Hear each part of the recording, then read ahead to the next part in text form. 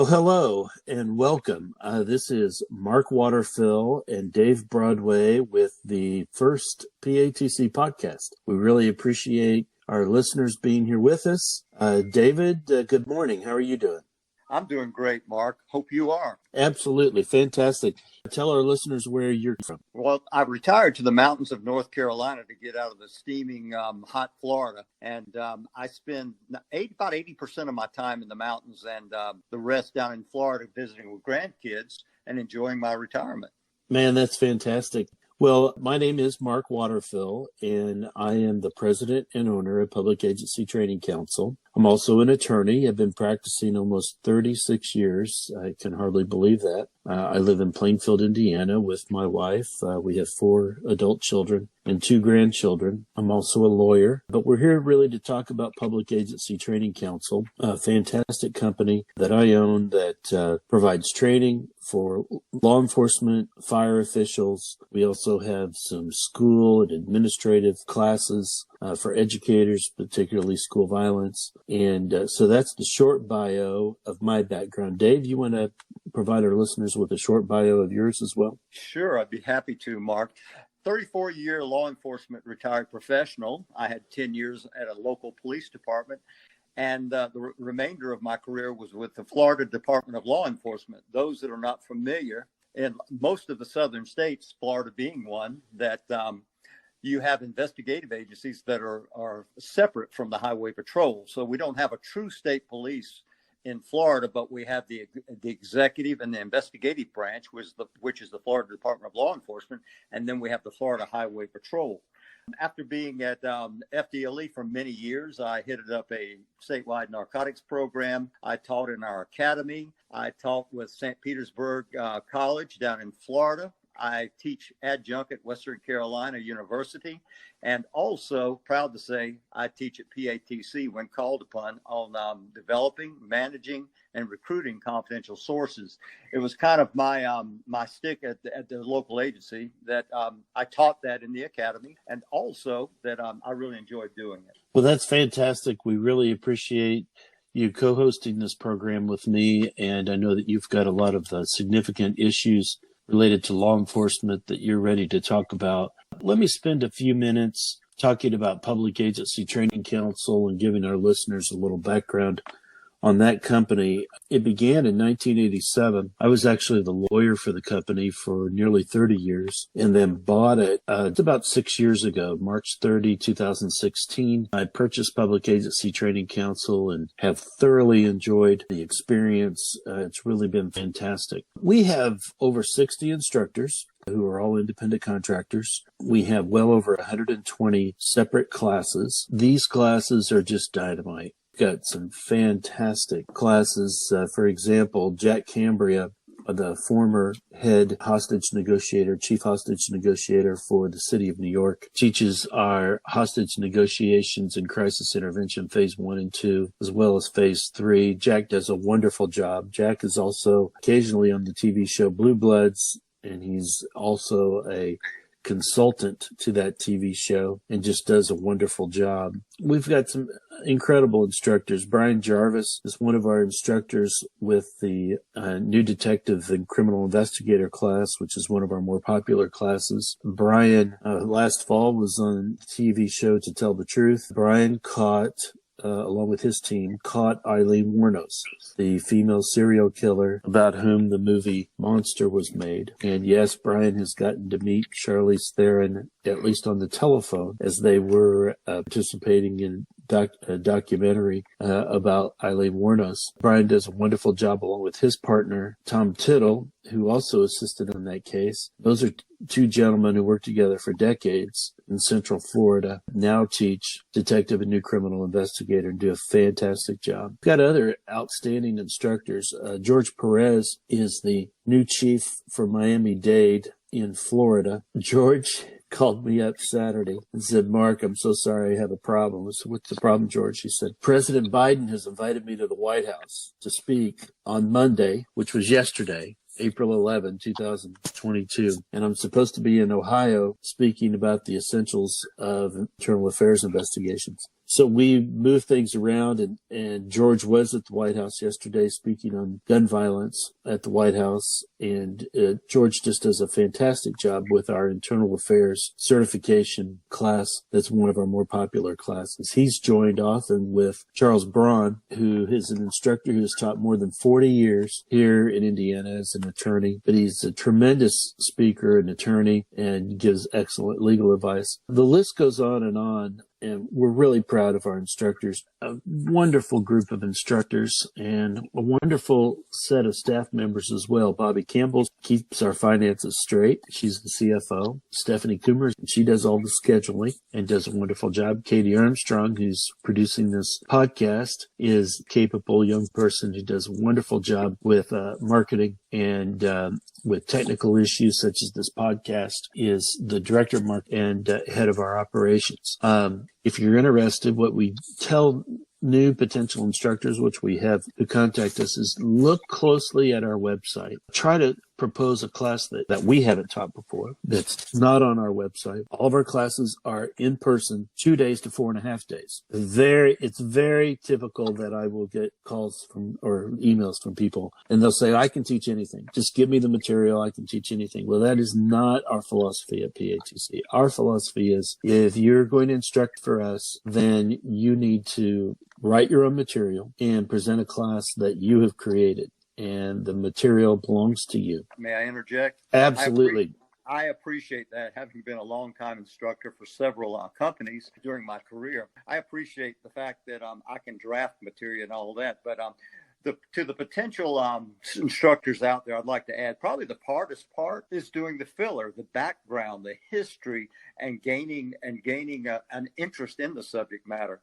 Once you get that down, a lot of us are practitioners. We can do it, but it's coming down to what can I do for background that will apply, that will be a building block to really drive home the points that I'm trying to teach.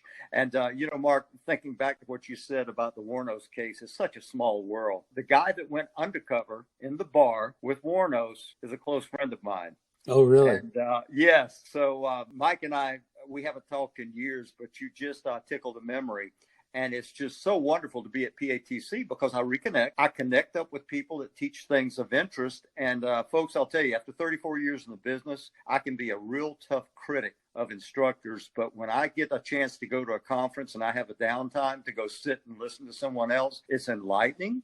And I go away a better instructor myself because I've listened to someone else present. So you guys out there that think you have something to teach, stretch out and encourage. Put something together. And through PATC, if you'd like to contact me, sometimes I'd get Pearl Harbored by the Academy at FTLE and say, you can teach this, can't you, Dave? I said, wow, if I do a good job, I got to really think about it. But I'd like to put myself out there. If you think you've got something, you just want a second eye to review it or to help you out with that, I'd be more than happy to do it. I'm retired well. I teach 2 classes at Western Carolina University, and I have plenty of time. So that's it, Mark. I just wanted to talk about Mike being the undercover in that. Well, that sounds great. I appreciate that. And we try to have about 10 to 15 classes per week across the country. Check out our website at patc.com. We also have virtual classes. Those are at patceducation.com, as well as an online store. We try to have a webinar a day. We have several virtual classes, so you can get your hours in sitting at your home or your office as well. Now, Dave, I know that you had prepared some hot topics in law enforcement. What are your thoughts in that regard? Well, what I'd like to start off with, Mark, is just looking at law enforcement and the state of things today, the blame game and prevention. Now we're treading into unknown waters when we're trying to identify a potential offender of a mass shooting, and there's legal issues there. There's problematic things of search and seizure of content out there, and one of the things I wanted to talk about today, just briefly, is charging law enforcement for failure to act. Let's just let that sink in a minute. Charging law enforcement for failure to act. And where do we go from here? Where's discretion in this? Do I go or do I not? Where's discretion here on the legal side and also on the moral side? What have I done here? And one of the things that came to my mind is about a firefight. We got an active shooter situation, and I'll briefly go into a few things. And boy, I encourage anybody, I'd love to have a conversation on this with some of our trainers out there and some of our active shooter responders. But one of the things I was thinking about, Mark, and is firefighters. At what point do they get to the scene and say, you know what, it's too hot to run into the vortex of that fire? And do we give them a kind of a professional leeway to say, I'll just go in and I'll extinguish this flame at all costs? Well, do they become a victim that needs to be rescued? And we start thinking about an active shooter situation and charging people for failure to act. Some immediate impact. And guys out there, I would love, and ladies out there, I would love to have some comment on this. Is immediate impact. One first thing I think of is retention of officers. Dadgum, I didn't do what happened in Minneapolis. I didn't put my knee to the neck for over 8 minutes. I hesitated. I evaluated. We all deal with fear and stressful situations in the same way biologically. So you're going to try me without being able to create the same circumstances in the courtroom. The next thing would be in recruitment. My students at Western Carolina University, about 10% want to go in law enforcement. Others are just curious, taking my law enforcement class as my courses. And I've had some people in there saying, you know, all my life I wanted to be a cop. I'm not so sure now. And then, of course, last is here's the challenge for you guys in training. How do you train fresh in the academy for active shooter and discretion and refresher training through your agency, a quarterly training or whatever, or when you come to PATC? How do we now do this to say, all right, in certain situations, to stand the torpedoes, you run in, you sacrifice yourself.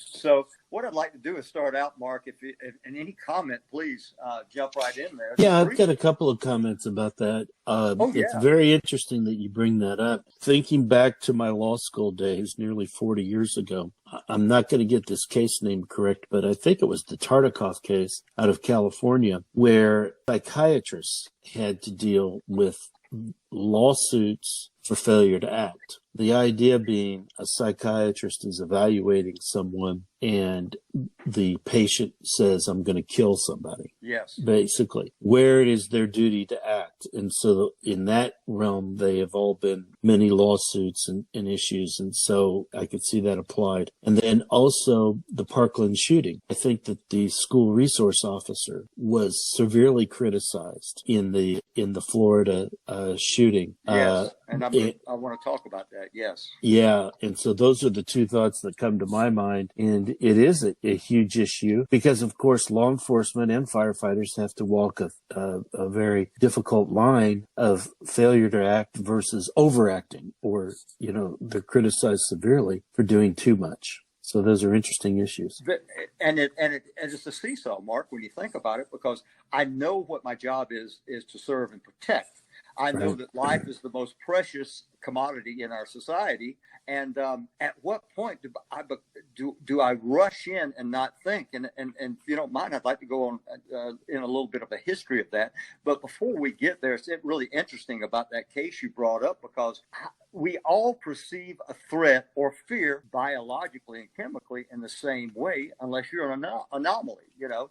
A threat is perceived in your mind. Your senses are starting to talk back into the hippocampus and the amygdala. It's lightning fast, more than lightning fast, and you're assessing the situation and you're processing it. And the mind relies on short-term and long-term memories. One of the things, if I was an attorney, I would look at for a law enforcement officer's failure to act, which when we get into the active shooter situation at Marjorie Stone High School, is they don't get into the processing issue of that and how fast do you process these types of things.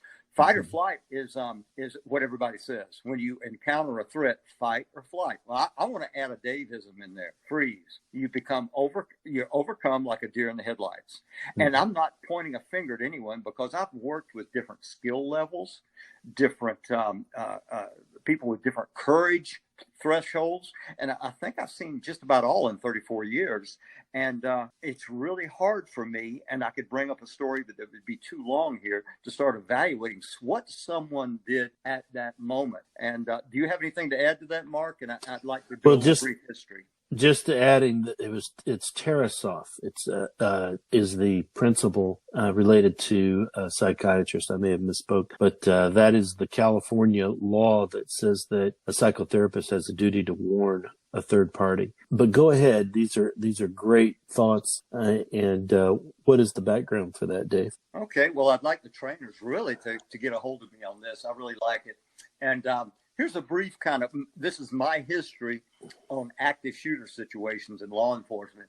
And I go back to the real pinnacle of this is 1966, the University of Texas tower shooting. In that situation, a Marine veteran who had killed I think it was his mother and one other family member the day before, he climbed the Texas Tower on the University of Texas campus. And there's an old mantra, what's the most dangerous thing in the world is a Marine and his rifle. Yeah. Well, here he is in a high ground situation, you tactical guys. You think about this, 1966, he kills 15 people, indiscriminate, just shooting, and he wounds 31. And what I think in my mind is this was kind of the birth of SWAT and active shooter response. Because the cops responded in 1966, they had wheel guns and they had shotgun, ineffective, with a sniper with high ground advantage.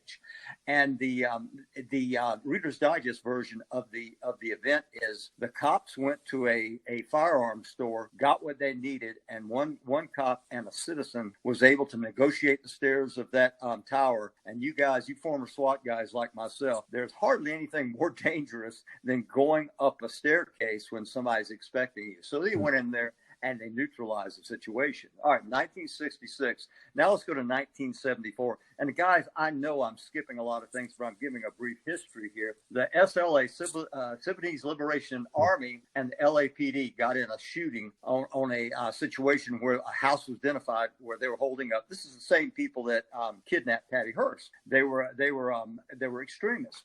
They go there, and the LAPD fired 1,200 rounds that day. And if memory serves me, it set the house on fire. So we got all these things, and now we start having births of tactical teams, SWAT teams, if you may.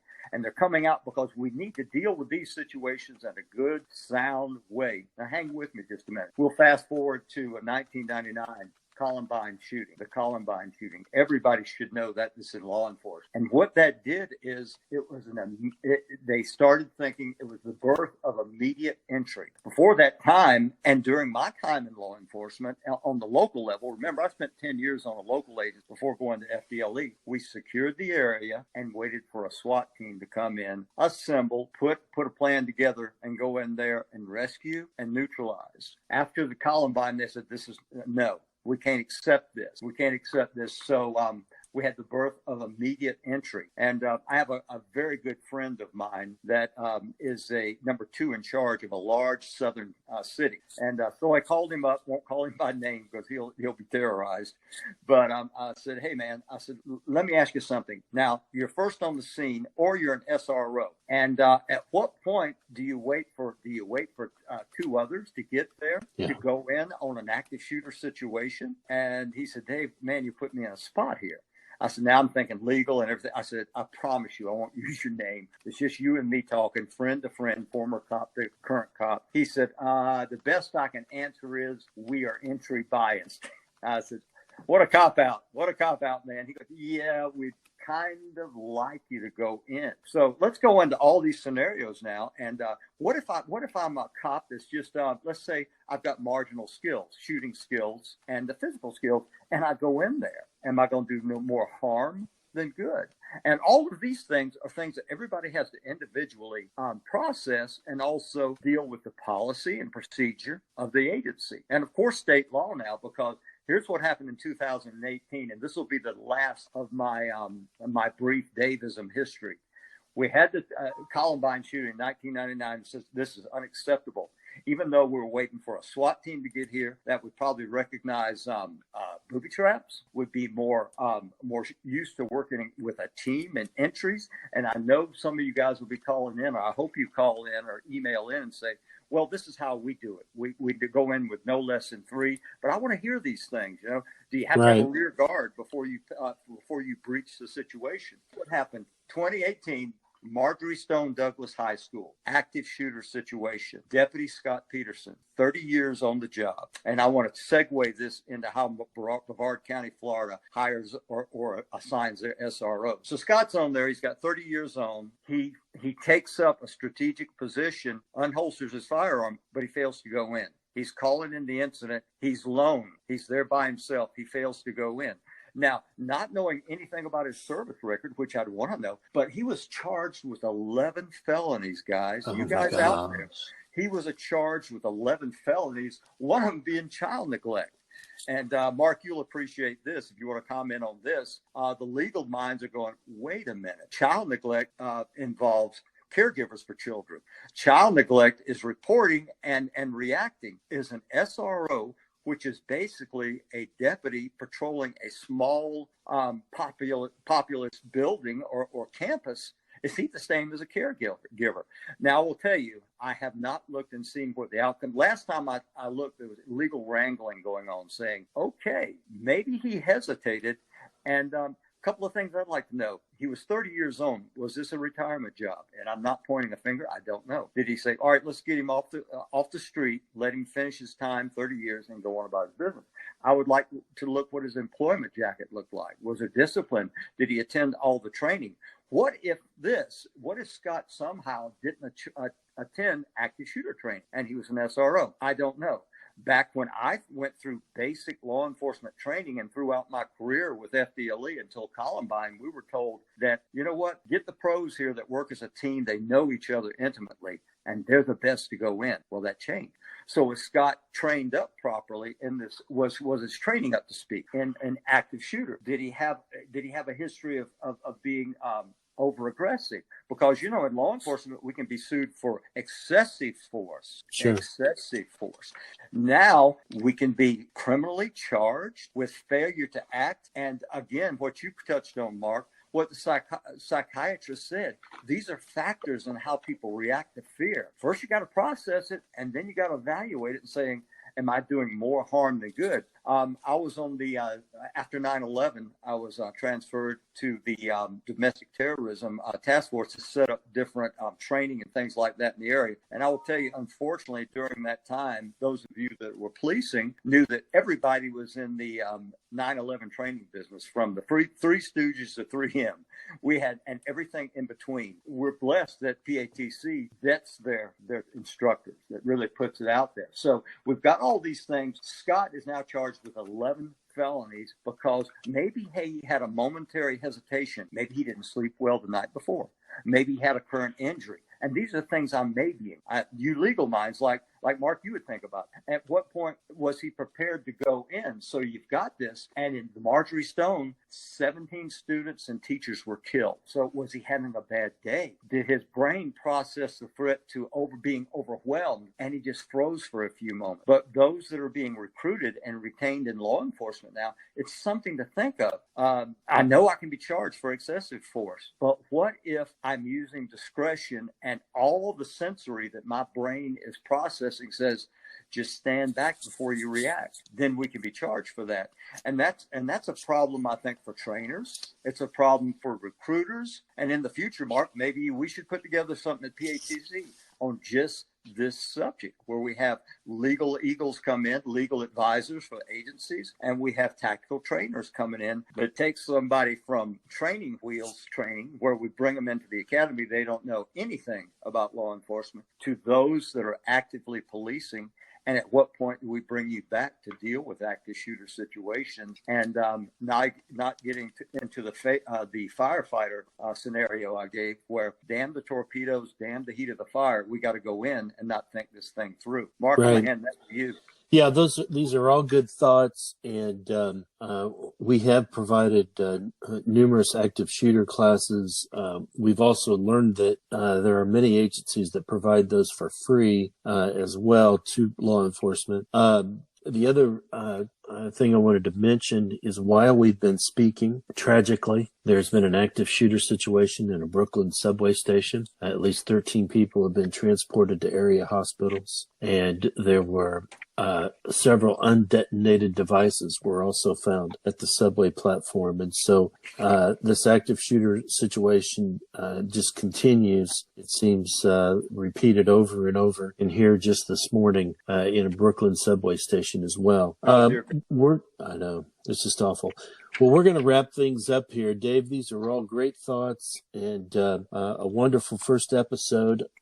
We have PATC Podcast 1 at gmail.com. That is PATC Podcast and the number 1 at gmail.com. And so if listeners have any thoughts or suggestions, please make those, send those emails to PATC Podcast 1 at gmail.com. And we'd love to hear from you. Dave, thanks so much. I really appreciate your participation, and thanks to our listeners. And I hope you have a great rest of your week. Yes, sir, Mark. And say a prayer for those victims in the subway, and say a prayer that these officers were spot on, that they took that, they processed it, and they neutralized that situation just as quick as they could.